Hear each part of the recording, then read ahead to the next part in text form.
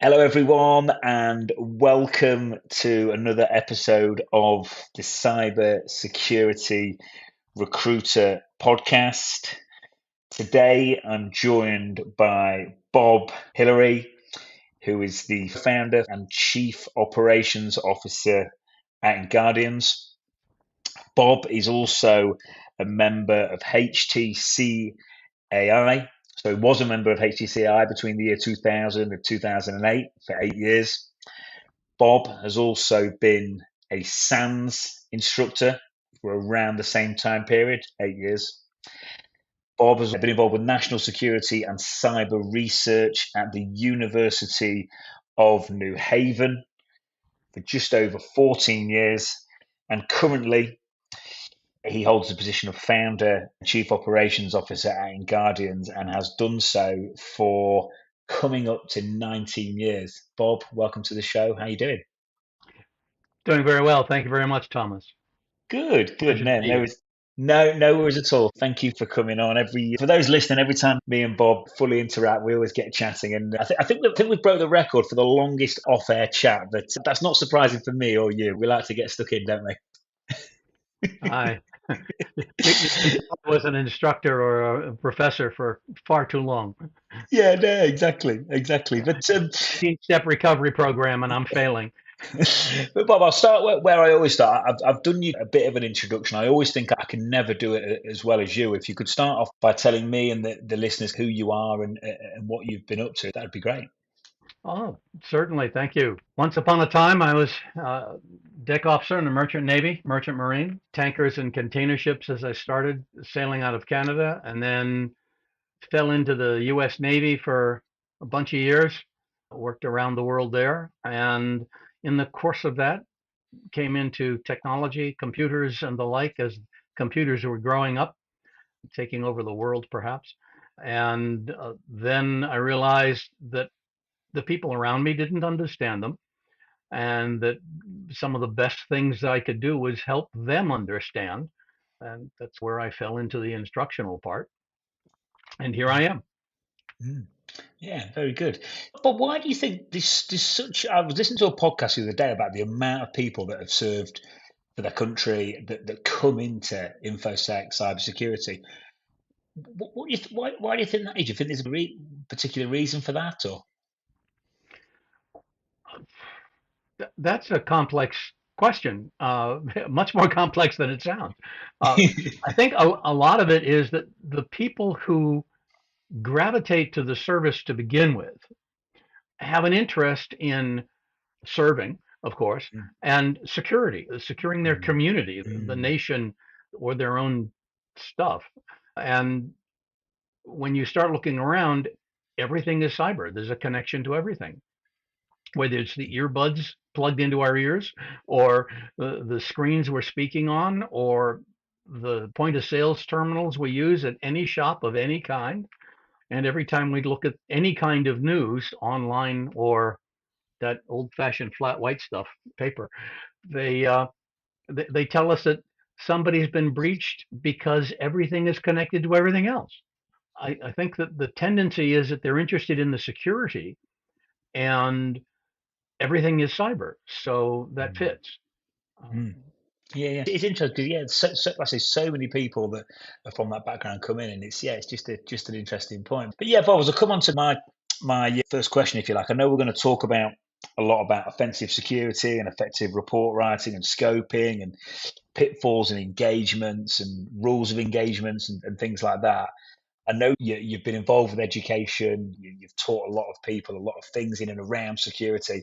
The whole reason I wanted to start the podcast in the first place was because since remote working, I think especially at the junior end of the market and even at the mid to senior end, that learning through osmosis has disappeared. So I think the kind of learning material that's online is just increased in value and importance as time's gone on. The question is, what do you think holds career growth back? What should people do and focus on to make sure their security progression, career progression, is running at an optimal rate? Let me check my crystal ball. It's all fog. What holds people back? What should people do for career progression? What holds them back may be understanding basics, the fundamentals.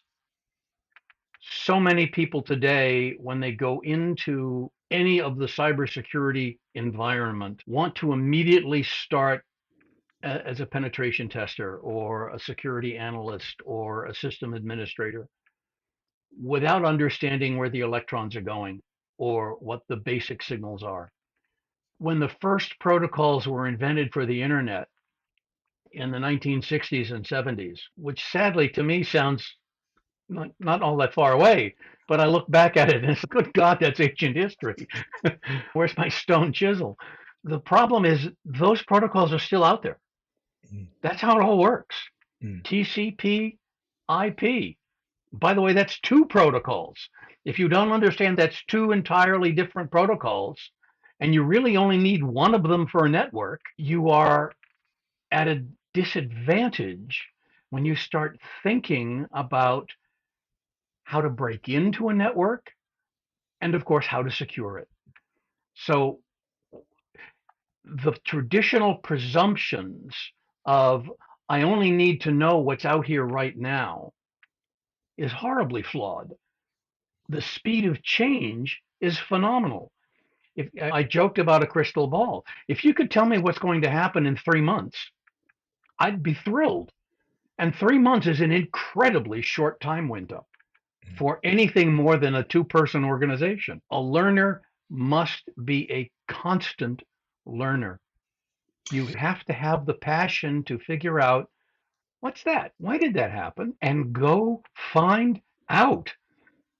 Don't take someone else's answer. Dig into it. Yeah, definitely. I agree, Bob. And let's say 3 months is no time at all. Our industry moves so fast, things change so quick. Let's say you're absolutely right. You need that constant hunger and want and desire to learn. Just to pick you up on a point, you mentioned there about the basics are missing. If I'm sat here now thinking, God, you know what? It's been a boom market in hiring in 2021, 2022. Things have settled down. Maybe I'm sat here feeling a bit of imposter syndrome because I've got away with some stuff, and I know in my heart of hearts there is some more foundational stuff I should know. Any tips for those listeners listening that know that they need to get under the bonnet and under the skin a bit more and dig deeper with some of that knowledge? Sure. All of the original TCP/IP volumes, the big, thick, hardbound book, should be on your shelf. There's two of them.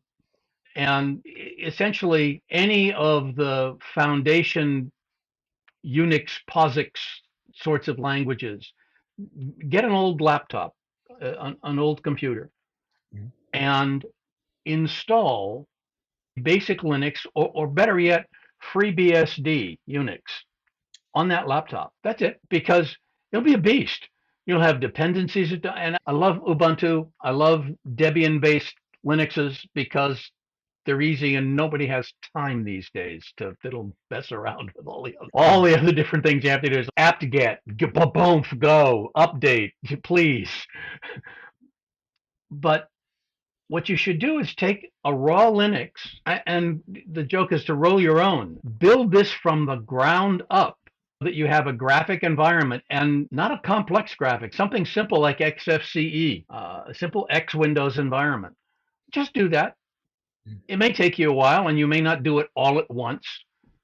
Fiddle with it, and you've the best way to learn that is to do it. One of the things that has been a constant, I think the guys that work with me, they're tired of me saying it, is we are all experts in the problem I had to solve yesterday. I don't no idea what something else means, and don't have any need to yet. But to understand those foundations, the fundamentals, is to really understand what's going on, because all computers are stimulus and response. You do something, it does something. Yeah. If it does something without you asking, you've got a completely different problem. This is the seeds of a sci-fi novel or horror movie, right? It's not supposed to ask you things first. We're not there just yet. Yeah, Alexa, shut up. If a computer does something and you don't know why, you need to go figure out what was the stimulus, Mm, because there was one mm, mm, and you may not see it. And in organizational networking challenges, there isn't enough time to look at all the logs that you should be gathering. Most don't gather all the logs they should. You need to ask yourself, if things went bad, what would I need to go look at to figure out what happened? And if you don't have that being logged, you're already at a disadvantage. Mm. And in order to do that and know that, you have to understand what's going on at the basics, which takes me all the way back to just go install Linux someplace the hard way. Mm. Yeah, no, cool. So basically, just to summarize for everyone, so the foundational books are out there. Get them, read them. You said something to me just before we came on. It was something, I'm paraphrasing, but it's okay not to know something as long as we were talking about something that I wasn't aware of, and you said Right. that's cool, just go away and learn it. So it's taking that same. Oh, absolutely. Absolutely. And this is the thing that one reads many different places in any field. How do you get wisdom about something going on? Experience. How do you get experience? Making mistakes. Mm. Oh, so do not be afraid to make mistakes. Mhm. Be aware of your environment to make sure that they are survivable mistakes. Yeah, cool. And I presume the logic behind the old laptop is if you're pushing a system to its limits, you don't want to get the blue screen of death or something like that. You don't want it Well, in to have. Linux, there is no blue screen. It can lock up and do a whole lot of other things, kernel panic. And you go, yeah, okay, delete, reinstall. Okay, cool. And this is so that you're not on a network, you're not going to mess anything up. And once you get that running, you recognize all of those pieces are required for this thing to work. The network, when you understand what's going on, it is a fascinating environment. It's also bloody amazing the damn thing works at all, but that's anyway. Yeah, thanks. Well, I think another thing, just to make, I love the fact you've just said as well. It's okay to make mistakes, and that sounds fairly simple, but like even just for me to hear you say that now, it's like it's really nice. You know what I mean? Because I think sometimes we can get so hung up, and like sometimes there's a lot of pressures on people these days with social media and this, that, and the other. And I think just to hear those words, I think I can imagine people listening now that helping them. Yeah, and I don't mean that to be a blanket get out of jail free card. Mm. A dear friend, mentor, former commanding officer mentioned to me once, Bobby, never make the same mistake once. Excuse me, Captain, could you say that again slowly for the kids in the back? And he said, other people are making loads of mistakes all around you. Get your head out and look around and make sure you're aware and don't repeat them. Mm. Okay. So be careful which mistakes you make Yeah. and learn from them. Yeah. Yeah. The other old saw is we relearned that. No, you didn't. You didn't learn it the first time. You can't use the word re. Cool. Thank you, Bob. So I'll move on to the next question. So I want to talk about effective report writing. I know you've been in the game for a long time. You guys Guardians have got a good name in the space. You're a group of real low level professionals. I want to talk about good and bad reporting. So if I'm listening, I'm a pen tester. We all know that loads of work goes into a pen test, but we all know that, especially non-technical stakeholders, as far as they're concerned, it's just that report that they're paying a fair sum for. What's a good report and a bad report in your eyes, Bob? Report helps the client improve the network. A bad report collects dust. Can you elaborate? Gee, I think I can. Yes. It really depends on what are you reporting and to whom are you reporting. And very often when you're doing something in a client or consulting space, there's more than one audience. So our reports have different sections, and they are intentionally tailored to those different audiences.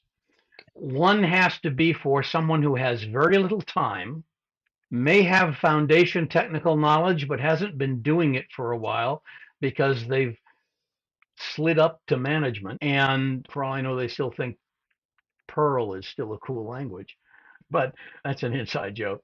But they need to know what was found and why it matters in a business context or an organizational context, which means, of course, the consultant has to understand that too in order to write it and convey it. Mhm. Consultants have to be able to write clearly, write engagingly, and concisely to deliver the message the client needs. You may not care how cool and geeky your finding was. Yeah. There's somebody else in the company who does, and that should be like next section or the one after that's a much more technical finding. But you've got to understand that a report has to hit multiple audiences. Okay. Okay. And we are actually changing some of the look and feel in our reports constantly in order to evolve the things the client needs and the things all of us are learning.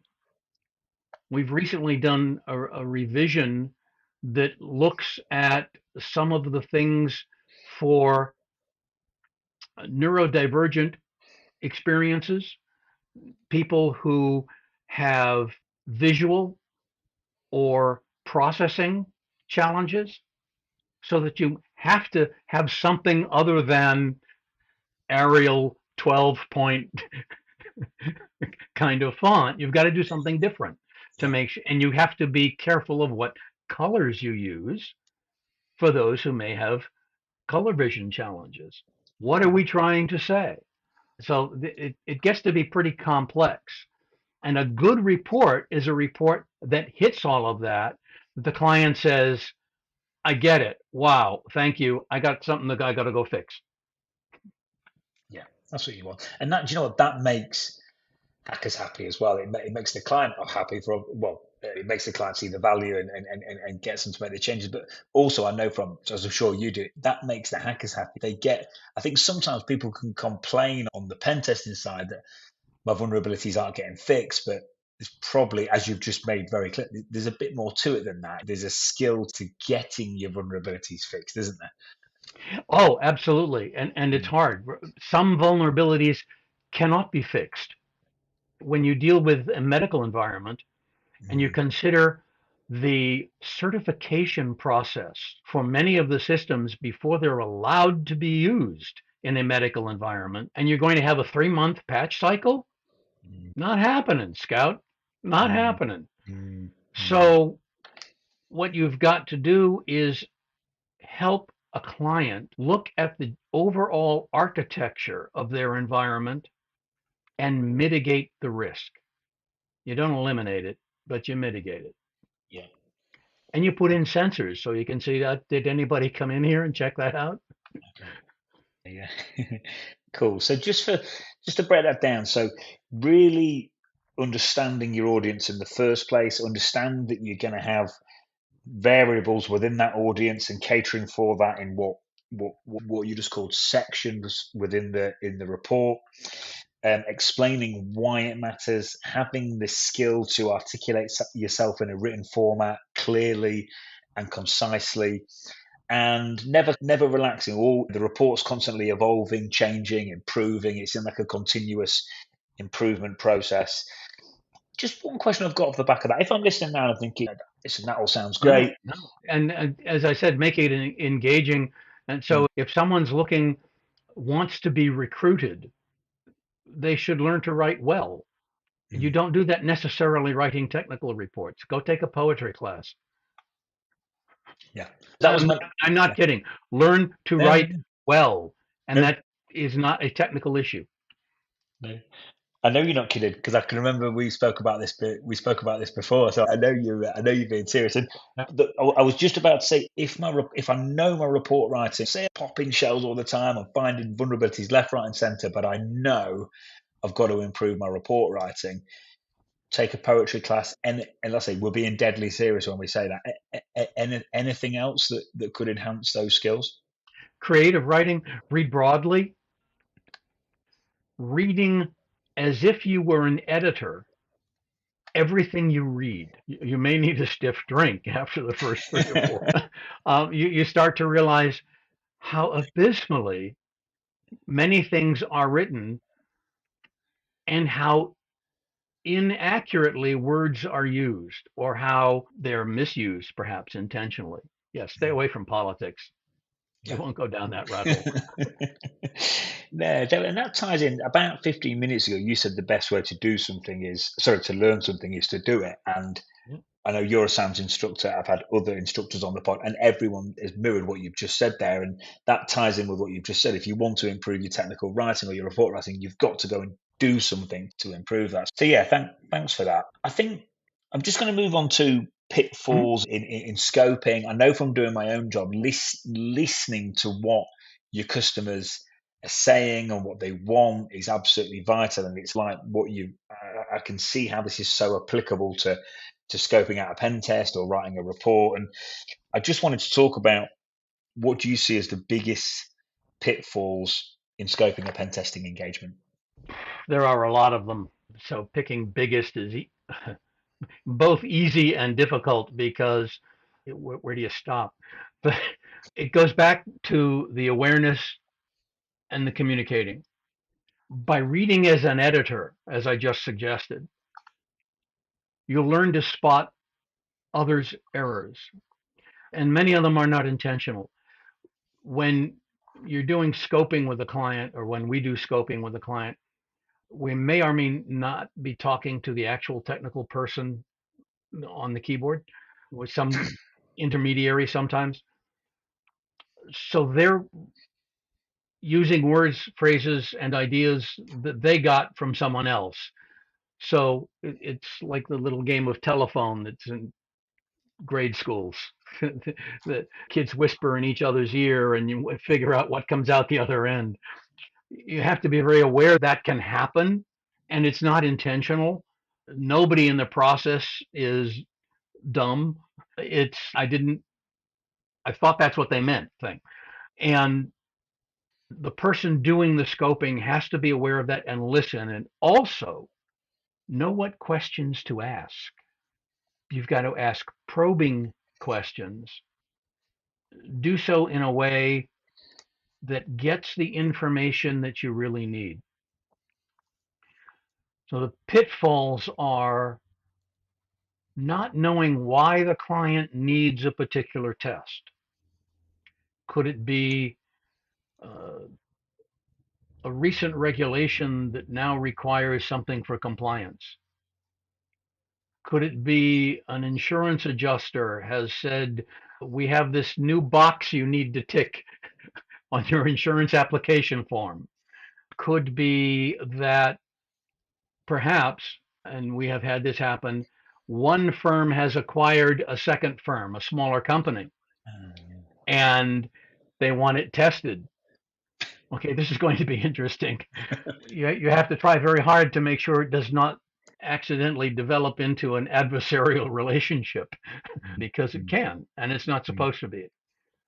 So the consultant doing the scoping has to remember that it is not adversarial and that they have to listen and they have to educate the client because the client may be asking the wrong question. You don't need a pen test. I can do that within the first hour. We're done. We penetrated you. It's over. I've got all your data. Mm, What you really need is to figure out where those holes are, where your risks are. What does the client need and what do they need today? They need to satisfy that checkbox for the compliance. But if you do it right, the client also recognizes here's somebody who understands my problem and my business, and maybe I can have them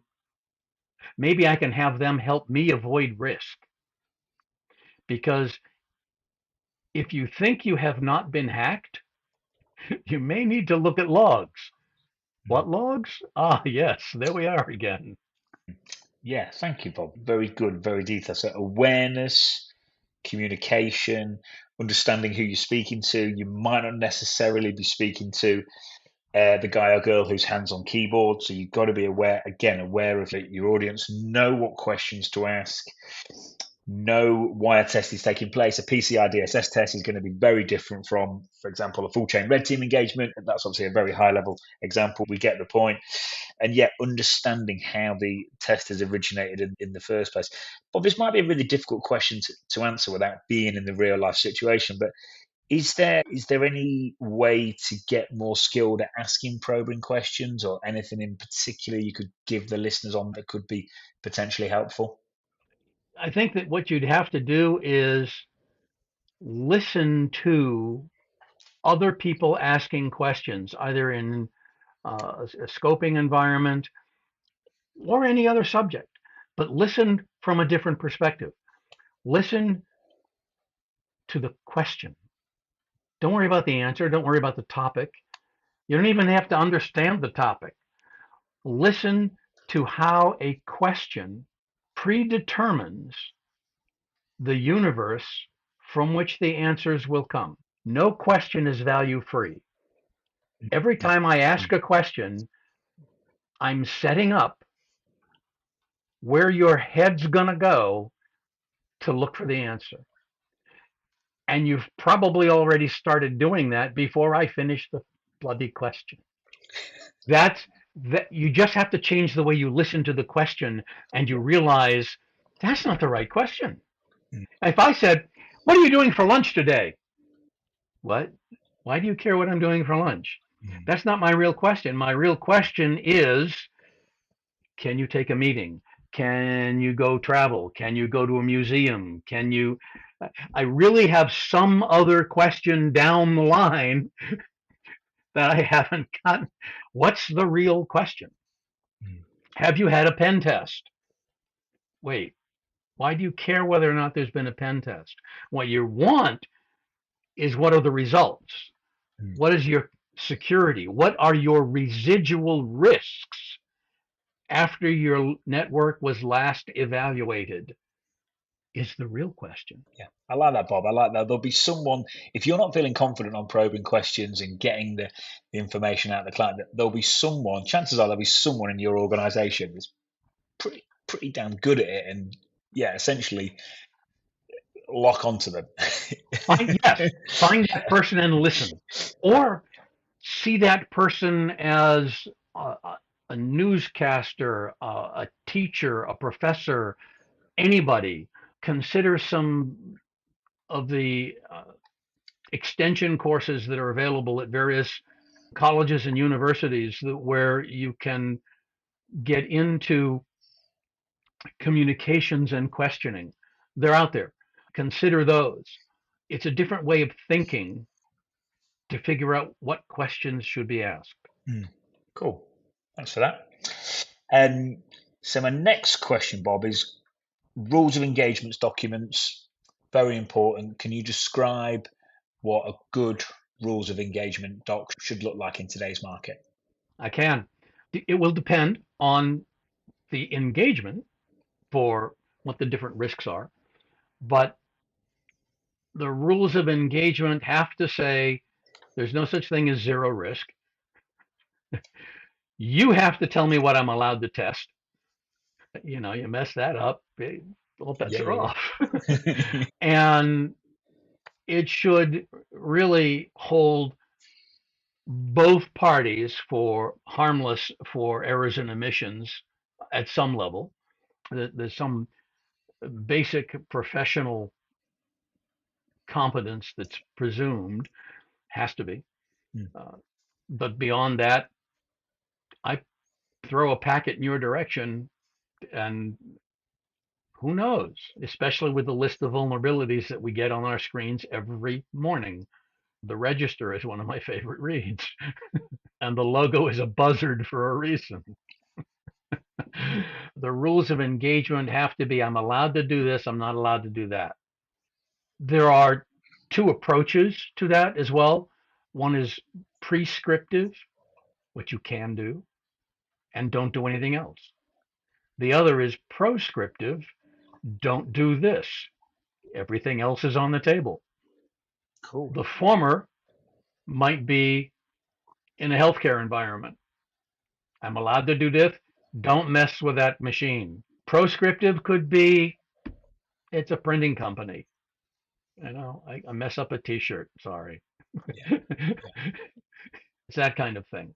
yeah, yeah. Cool. I It really like what you depends. said. They have to be detailed, and you've got to know in the rules of engagement. You've got to play in your mind a head game. What can go wrong, and if it does, are we going to be in trouble? Yeah, I really like what you said as well about they're telling you what you're allowed to test, because I can imagine that prevents a lot of not arguments. Yeah, it can save a lot of hassle later down the line, shall we say? When you're doing testing and the client says, "Hey, is this you?" and they give you an alert indicator or something, and you go, "No, it's not us." Cool. Anything else on rules of engagement, Bob? Or do you think we've covered it nicely just there? Be prepared to change your rules of engagement document next engagement. Cool. Very good. The entire industry remembers that organization that had a very unfortunate misunderstanding with local law enforcement in the U.S. Midwest about 2 years ago, 3 years ago, something like that. A couple of consultants ended up in jail because they didn't have a comprehensive rules of engagement document and they didn't let all the right people know. Yeah, quite an important document. So, Bob, findings, report findings. We briefly touched on it about 15 minutes ago. Mm-hmm. About it's one thing finding stuff if you can't get it fixed, you're not really you're not doing the full job of a pen test. So I think next question is really important. So how do I? What's the best way to communicate my report findings to technical, non-technical people, and also just communication in general? Again, I know we spoke about this a couple of 2 or 3 weeks back, I think, and you were saying how much of an emphasis you put on people that can communicate well. And we were talking, I think we might have been talking about poetry then as well, and saying how that can help. Real long-winded way of saying, how do I communicate my findings effectively, and how do I keep or get my communication skills sharp? Short and to the point. Bullet points. What did I do? What happened? What was the vulnerability? How do I fix it? And then maybe a reference, whether it's a CVE number or something else on how to fix it from the software vendor. Mm, Here's their how to or their readme or whatever. Boom, boom. Don't mess around. Don't fluff it up. yeah, I pressed enter. Your machine went because this vulnerability, you need to change that parameter down in the Windows registry. This line, and here's the Microsoft reference. Boom. Next finding for a technical finding.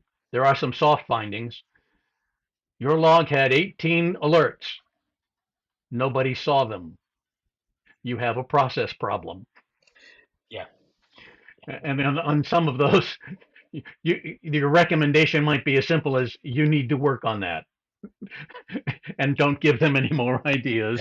Do you know what I've found over the years? The more senior people I deal with, it's so true. They just want you to get to the point. They just don't want the fluff. It's so true. They really appreciate it. The flip side is that the report, as you said, is the long-term takeaway that the group has for their own future study Mm. and for recognizing, hey, when that pen test was, we fixed a lot of good. Who was that outfit? It's Your logo has to be up there on every page so that they can know where to go again. call Bob. Call Bob. Yeah, yeah, something like that. Shameless plug insert here. But for example, we're actually dealing with some clients now who want absolute minimal reporting, if any. They want us to work with their on-site team to input these things into their own problem trackers. and we're good with that. We can do that. mm, So mm, there, you talk about minimum fluff. It's not. It's over there in that mm, mm, spreadsheet. mm. But then, what do you have for long term? What do you have for the boardroom to understand what's going on? So there still needs to be a little something, and that goes back to our earlier discussion about the report's always evolving Mm. for what the client needs. Because the last thing you need to do is bore the client with another 55-page report. How often do you review the report? How often would you look to change stuff, or is it just as and when? Is there a set time parameters, or I'm looking at them so often that I couldn't give you a reliable, you should look at the reports this often. And we fortunately have a diverse enough client base that the reports have a lot of differences from place to place. I would say if you've got a working report system in an organization, don't go messing with it just because a calendar date rolled by. On the other hand, if you haven't made any changes to it in a while, you might need to have a couple of people break off and take a deep dive. cool? Yeah, I really like what you said as well about the report having that long-lasting effect. Like I can imagine if someone's end client, if a new CFO comes in and they start looking at what's been spent and this, that, and the other, if the report's fantastic, that's going to really make a big difference in terms of longevity and repeat business and stuff like that. So it's perhaps not always for any immediate feedback or anything like that. It could also be a long term play for the business and everything like that, couldn't it? It is, but remember that the clients are not monolithic either.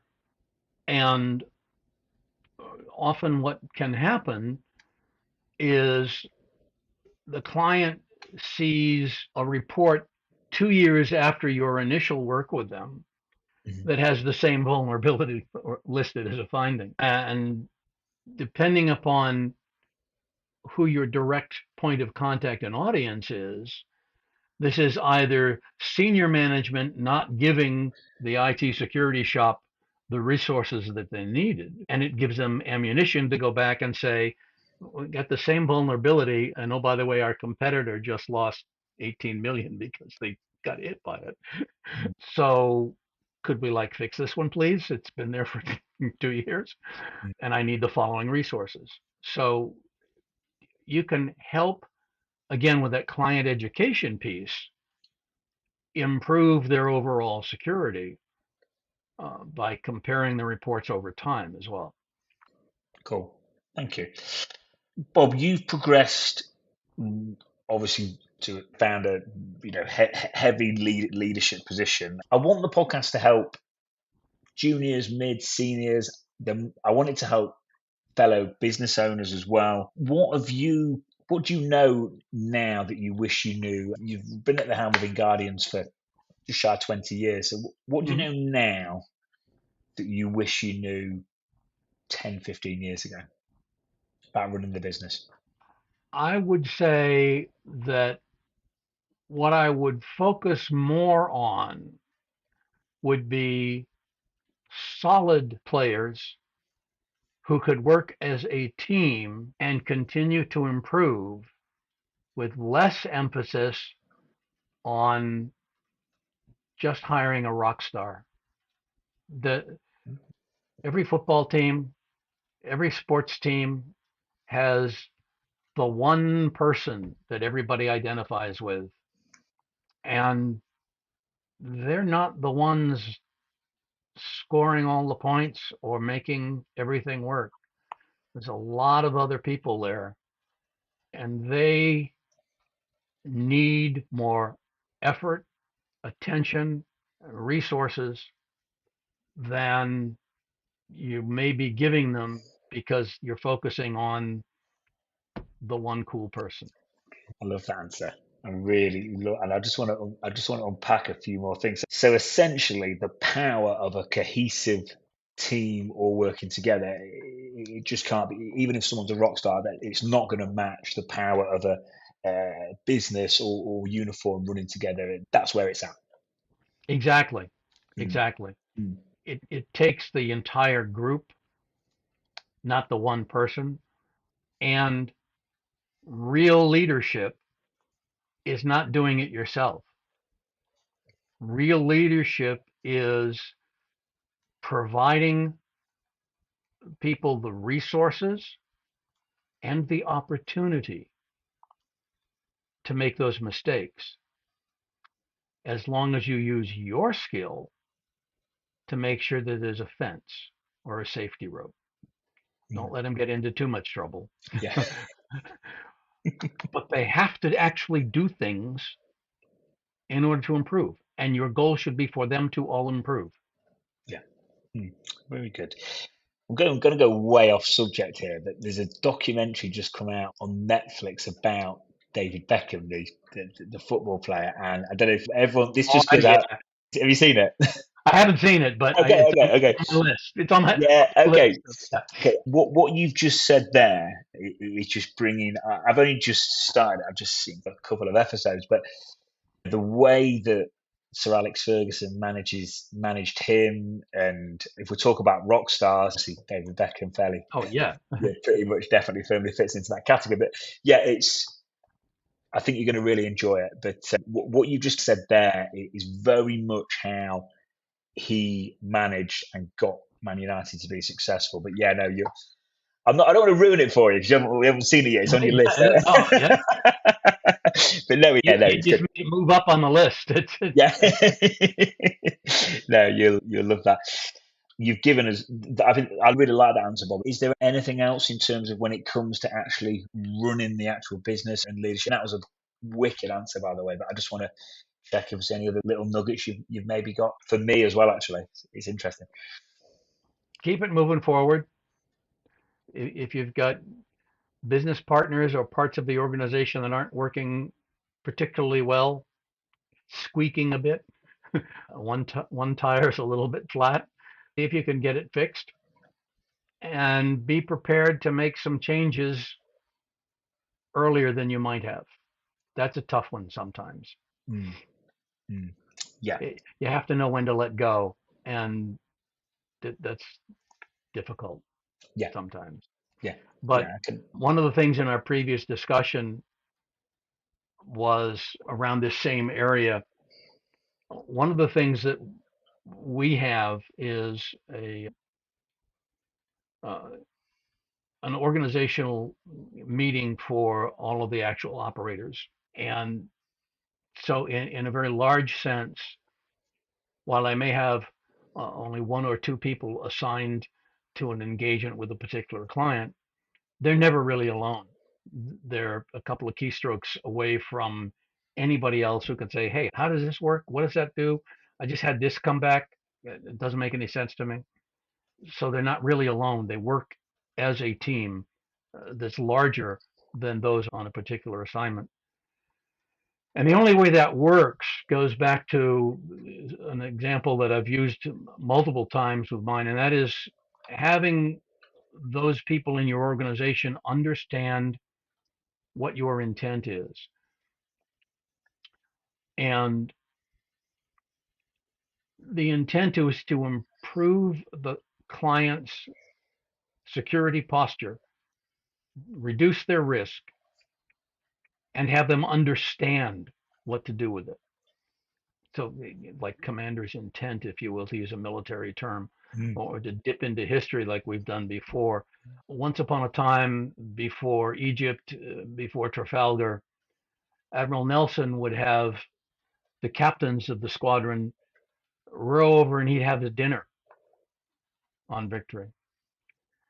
And they'd talk about many things.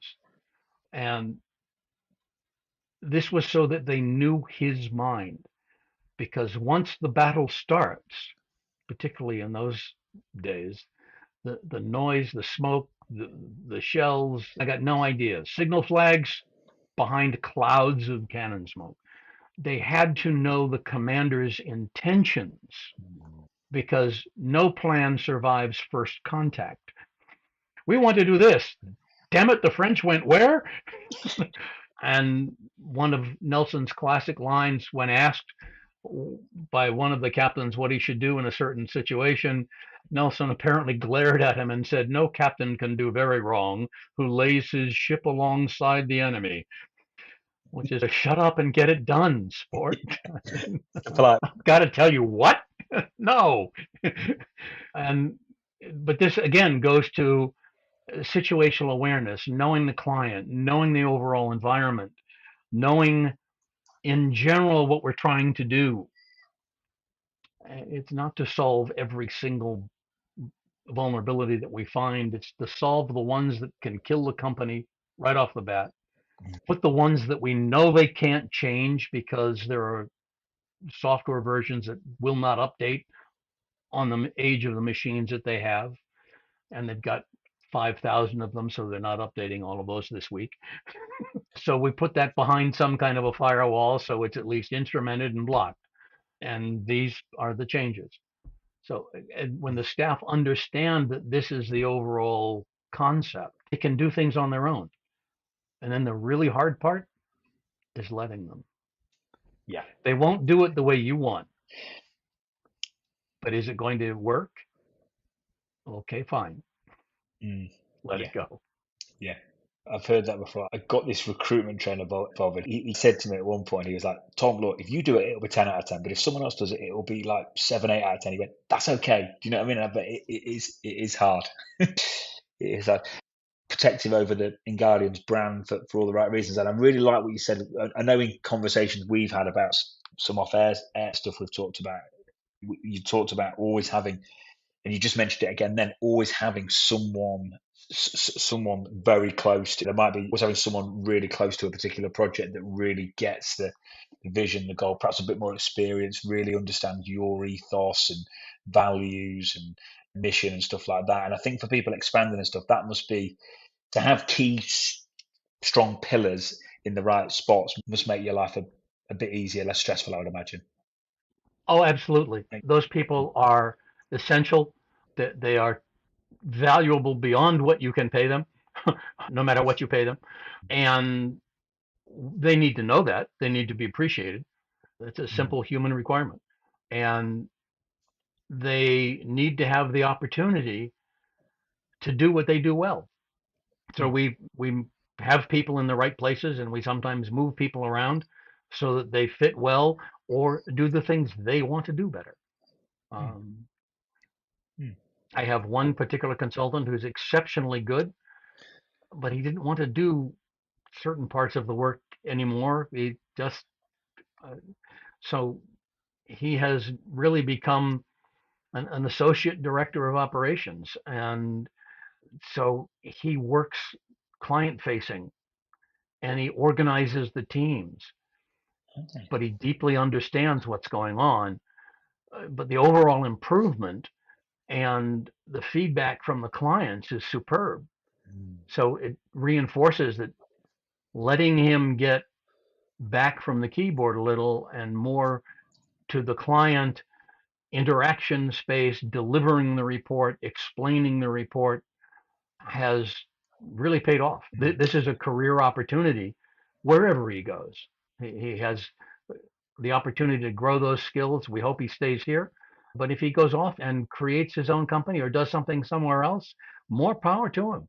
We have a number of people from our organization that are out running their own organizations now, and they're still friends. You know, mm, there's more mm, than enough work out here, kids. Oh, mm.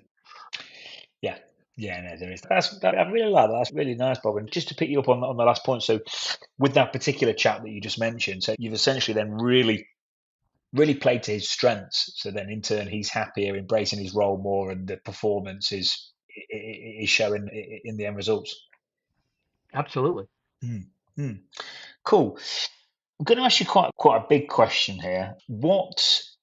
I know we've covered some of this, but what characteristics and traits do you believe make up a really successful pen tester in today's market? Curiosity. Number one, curiosity. Why'd that happen? What's that? Where'd that come from? Imagine you're working on a network that has a business chunk and maybe an ICS control systems chunk. industrial facility, manufacturing, if you will. And all of a sudden you see a protocol that Wireshark identifies as DICOM, DICOM, and you go, wait, that's what's used for medical imaging, MRIs. What the hell is that doing here? You got to go find out why. It didn't show up by magic. Remember the stimulus and response stuff, and you got to go find out why. And I'm not even going to answer it here. So, curiosity. The next is humility. Oops, I screwed that one up. Yeah, okay. Own it. Stand up to it. Don't say, oh, but it was because the no. And hey, this is new. Why is it? What's it doing? I don't know. I got to go find out. Humility. You don't always have to have an answer. And perspective. Understanding where you fit in the picture, where the client fits in the picture, and how some much larger than we would like to admit chunk of all networks is messed up and never going to get fixed, because what's working is working well enough and will bounce along the next 18 months or whatever the cycle is, and everything will be replaced by the next version, and we'll have to bounce on not understanding that one until we get to the one that comes after that. So keep everything in perspective. Cool. So curiosity, humility. See, if you make a mistake, own it. Perspective, understand where you fit, understand where the client fits. And that it's always moving. That Yes. there's a new version coming, and nobody's going to be able to update everything, and we'll go figure out the next one. Yeah. I think that point, just to pick up on that, always moving. I just think that's so important. One of the questions I always like to ask candidates is what you're doing before you start and after you finish, and what you're up to on weekends. Because, and like I say, going back to the questions, the probing questions, is moves so fast. If you chill out for 6 months in this industry, it's probably not looking at anything in hospitality for 6 years. It's like security moves so quick. So yeah, and then And you again, don't even have to. You don't have to just chill out. You don't even have to. You can be working on a thing that you really like diligently for 3, 4, 5, 6 months, and then your head comes up and you have to do a different kind of test, and you go, "What the hell happened? Wow, that changed. Wi-Fi 6? What's that?" It's true. No, it's true. And then it goes back to you've got to be. It's almost a bit of a controversial thing to say you've got to be obsessive and all that these days with burnout and stuff like that. And I know burnout's it's a real thing, but yeah, I think you've certainly got to have huge levels of genuine passion. And That's true, but if you look at it another way, sometimes that passion can be the solution to burnout. I've got one guy who was burned out on certain things, and he's just a terrier, and really loves Kubernetes, the container concepts. yeah. And getting him off the things that were burning him out and focused on this other stuff, he's a different person. And it's a good thing. This goes back to the leadership part you were talking about, Thomas, where you need to be aware of where your people's strengths are and how to use them best, so that you can give that one the opportunity to say, y'all go down that rabbit hole for a while and recharge, nibble the other side of the mushroom, and come back when you feel better.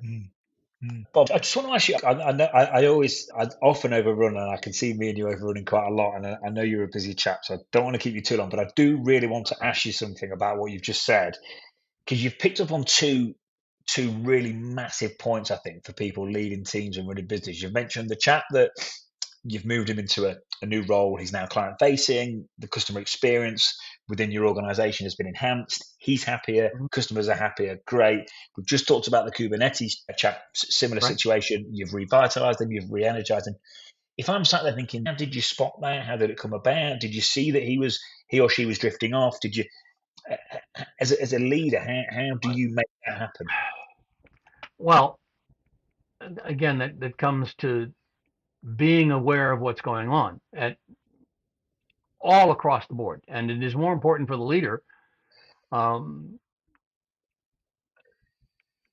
more important for the leader to have the whole picture, which is huge, and to be able to understand detail, but also the wide swath, the wide angle look.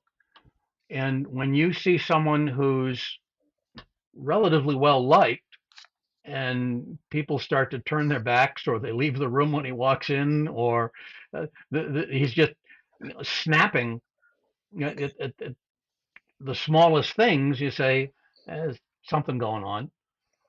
You take a look and you figure it out and you ask around and you say, what's the problem with so and so? And the next thing you realize, oh, okay, let's try this shift.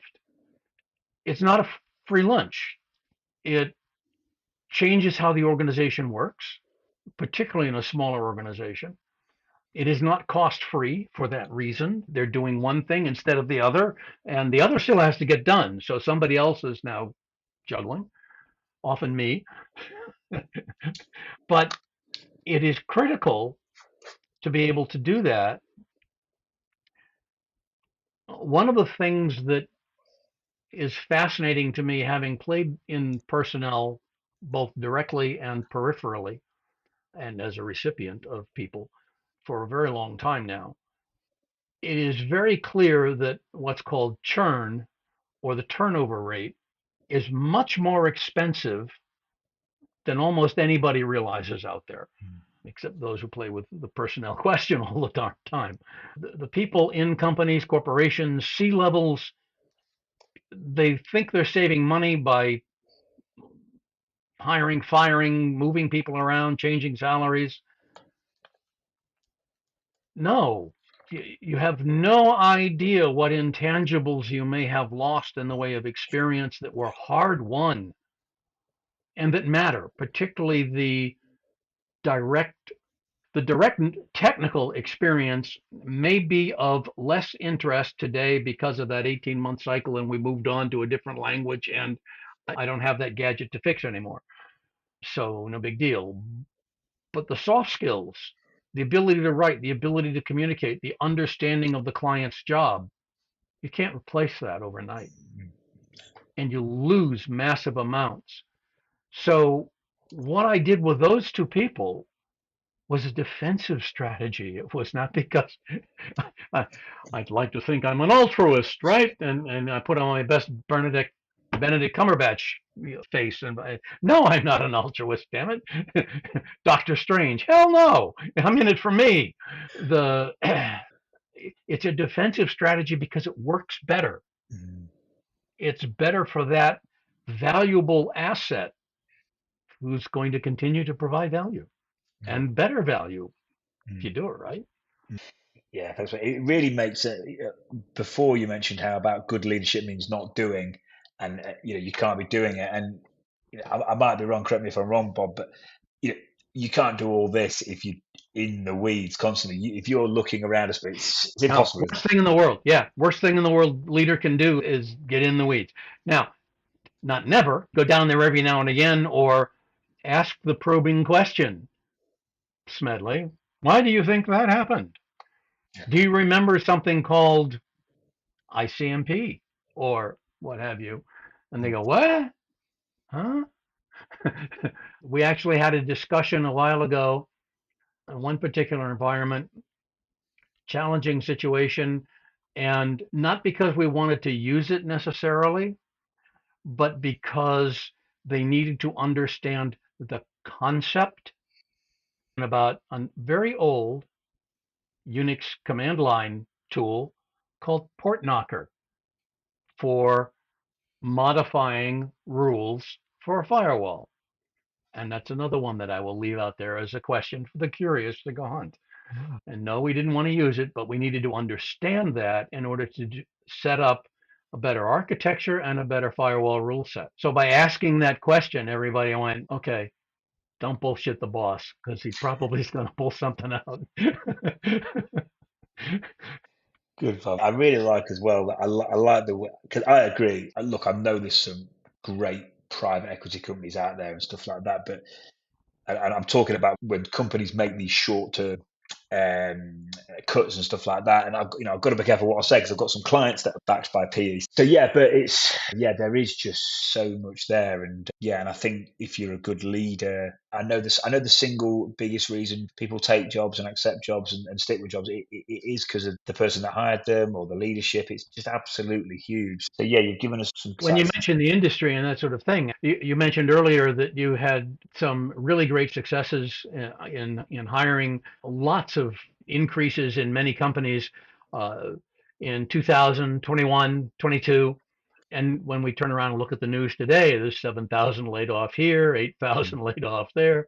Mm, And you go, okay, wait a minute. How many of those were hired in 2000?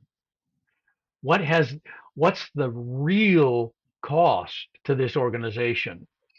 I think that in some of them we're finding that out to mm, their chagrin. mm. Yeah, they're Yeah. deflating faster than popped balloons. Yeah, yeah. Do you know what it is as well, Bob? It's obviously from my side. I get to know some of these guys and girls so well, and they become like friends. So you see the kind of the aftermath of it all as well, and it's. I could talk about it for hours and hours. I mean, I can remember at one point, 2021 or 2022, lots of companies just screaming at me, "We need more!" And it's like I can't do it that fast. We've got to like there is a process, and we've got to do things. But yeah, no, it's 2022 was crazy, but I think it'll. I wasn't going to really talk about the market, but we are doing. But what do you think? I think it's starting to normalise out. There's a lot of It needs blood, to sweat. level out. It does. I don't have enough knowledge to predict one way or the other, but I would say it needs to start leveling out because the rapid changes in either direction are wrong. That kind Mm, of it mimics mechanical oscillation, like your fan that's missing a blade. Not a good idea. Level it out yeah, because when there are people problems, management, leadership, they spend way too much time messing with it. That they really mm. should be doing other things. Yeah, I think it's just a bit of sobriety in tech as well, Bob. I mean, there was one point. There was one point where if your revenue was going up and you were backed by the markets, VC money, whatever it was, your revenue was going up and your valuation was just following it, and it didn't really matter what the bottom line or the profit was, and that that just isn't That's that isn't the failure of management to understand their own business. Yeah. yeah, no, definitely. But listen. I think we could be at the record for the longest show, which doesn't surprise me with us. But I'm enjoying it, mate. I hope you are. I've got one more question for you, and I know we've talked about it for everyone listening. Bob gave me some Christmas reading the other week. Maybe we'll. I'll see what your answer is to this next question. But the question is, podcast or book? Which podcast or book has had the most positive effect on your security career so far, or just positive effect on you? Wow. Which week? Which list? Wow. More books than podcasts because of time. I'm fortunate I don't have to commute very far, but so I don't listen to podcasts much anymore. But Snow Crash, of course, a classic. If you haven't read that, shame on you. What are you doing here? The um, Your Christmas Reading, Where Wizards Stay Up Late, Katie Hafner. That's the basics, the fundamentals, and they all matter. I really like also, I think it's Gibson, William Gibson, Pattern Recognition, a novel. Has to do with VR a lot. If you can manipulate the background database, you manipulate what shows up on people's Google Glass or the Google map images or whatever. If I can manipulate that, what you think you're getting as an augmented reality, augmentation for Mm, what's in the neighborhood as you look around at the restaurants or you move your iPhone around, I can change that. What do cool. I have for control to shape things? And then Daemon by Daniel Suarez gets into the AI question. Also, he's got a series of three or four of them. I recommend them all and in order. But the other one that's really frightfully prescient is called Kill Decision, again by Suarez. Those are all things that we're actually dealing with today. I'm just purposely not saying anything because every time I just shut up, you just keep giving us more. So I'm just not saying anything, Bob. Yeah. Okay. I'm done. No, it's great. I'm No, done. listen, it's brilliant. By the way, what I'll do is I'll put all these in the show notes when it's released. So for everyone listening, this goes across Apple, Spotify, Podcast Addicts, the YouTube channel, all across LinkedIn, and we'll put it in the show notes across every platform. So Snow Crash, Where Wizards Stay Up Late, Gibson pattern recognition, Daemon by Daniel Suarez, and then also by Daniel Suarez, Kill Decision. Brilliant. You gave us 5. That's definitely a podcast record. And they're all different. They're all different. They run from the beginnings to what's going on this week. Cool, brilliant, Bob. I think is there anything else that I should have asked you that I haven't? Or No. cool. To steal a line from the anime version of Ghost in the Shell. Got it. Ghost in the Shell. The original one, the anime version, not the later one with live action. The very ending scene after a human mind has been uploaded into an android. This android steps out of a building, a house, and said, and where does the newborn go from here? As it becomes a web capable, internet capable AI, a sentience wandering around on its own. And that's the big question. I don't know where we go from here.